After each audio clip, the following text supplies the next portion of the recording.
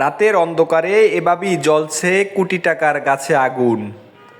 গঙ্গামতী সংরক্ষিত বনে প্রতিদিন আগুন দিয়ে পুড়িয়ে দেওয়া হচ্ছে বনের বিভিন্ন প্রজাতির গাছ। একদিকে সমুদ্র ভাঙনে বিলীন হয়ে গেছে উপকূলের সবুজ বেষ্টনী, অন্যদিকে এভাবেই আগুন দিয়ে শেষ করে দিচ্ছে বনের অস্তিত্ব। এলাকাবাসীর কাছে আগুন দেওয়ার বিষয়ে জানতে চাইলে দায় সেরে নিচ্ছে যে যার মতো। বলছে গাছে আগুনের বিষয় আমরা কিছুই জানি না।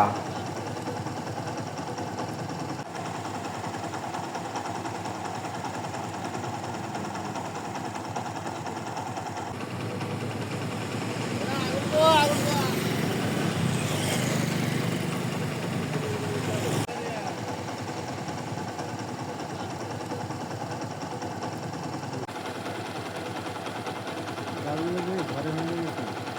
হয়